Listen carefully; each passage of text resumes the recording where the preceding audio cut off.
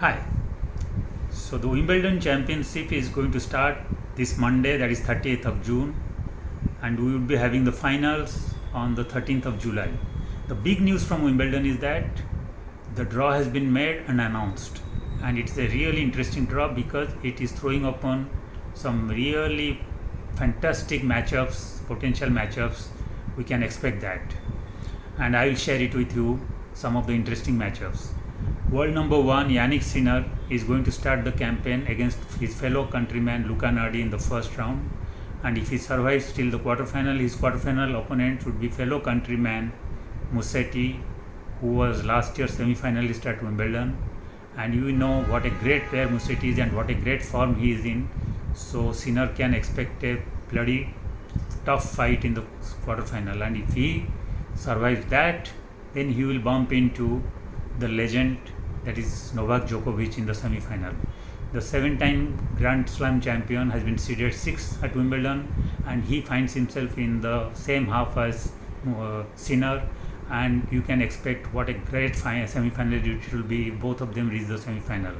It will be a replay and the repeat of the semi-final at French Open barely 3 to 4 weeks back, and there Sinner was the clear favorite and he played brilliant tennis on the clay court.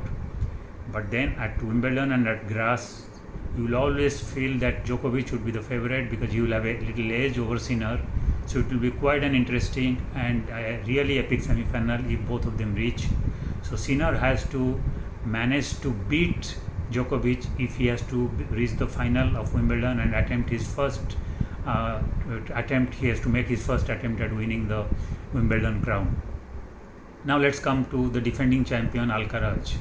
Alcaraz is really changing history because he is going to become part of a rare group of people, of just 2 people, if he manages to win the Wimbledon, because he will become only the second man after Bjorn Borg in the Open era to have held 2 back-to-back French and Wimbledon titles simultaneously. So he would be so much motivated to attempt to win this Wimbledon and defend his title. He will start his campaign against a player called Fabio Fognini, who is from Italy, and he can be a tricky opponent, though he is little past his peak and glory days. And if Alcaraz reaches quarterfinal, his potential quarterfinal opponents would be either Holger Rune, who by the way had beaten him and he was the last man to beat him at the Barcelona Open barely a month and a half back, or Tiafoe or Lehecka. And if he manages to win against his quarterfinal opponents, his potential semi-final opponents would be equally tricky. It would be either Taylor Fritz or Zverev or Medvedev or Berrettini. So he also has a tricky path to the final. Now coming to Djokovic, the legend, the 7-time Wimbledon champion, he will start his campaign against Alexandre Muller, and in round 3 he is expected to play a very dangerous and talented American Alex Michelson. In round 4, there will be possibly Alex de Minaur of Australia, who is such a dangerous opponent awaiting him. And if he manages to reach quarterfinal, he will play either Bublik or Draper or Mensik, who are actually in red hot form in the quarterfinal. And if he wins that, then possibly he will face Sinner, the world number 1, for a spot in the final. So he will face him in the semi-final. So that's how the top 3 contenders have a very tricky, interesting lineup draw in the Wimbledon. Now let's come to the women's part. The world number 1 Aryna Sabalenka has a tricky path too, because she will play the round 3 against the person who had just beaten her only 7 days back in the semi-final of Berlin Open in straight sets. She will land up against Marketa Vondrousova, the 2023 Wimbledon champion, possibly in the 3rd round, and that will be a really banana skin game because Vondrousova beat her 6-3, 6-3 in straight sets barely a week back at Berlin Open semi-final. So Sabalenka would be really worried in that match if she reaches there.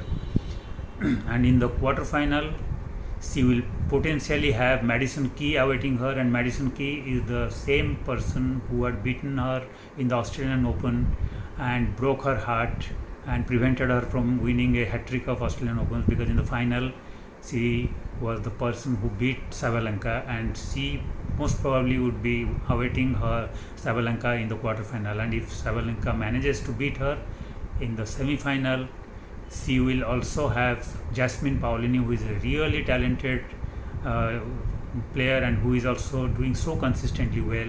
So Sabalenka's life won't be easy in the semi-final if Paolini reaches there. So that would be Sabalenka's path.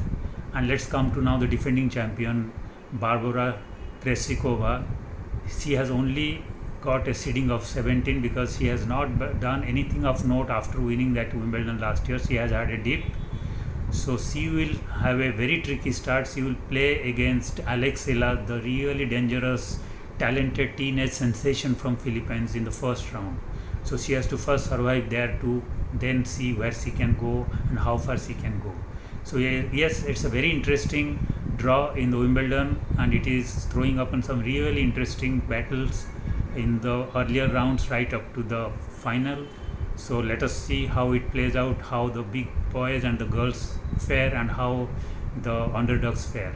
So that's all about the Wimbledon draw. That is, and let's wait for the big tournament to start. Thank you.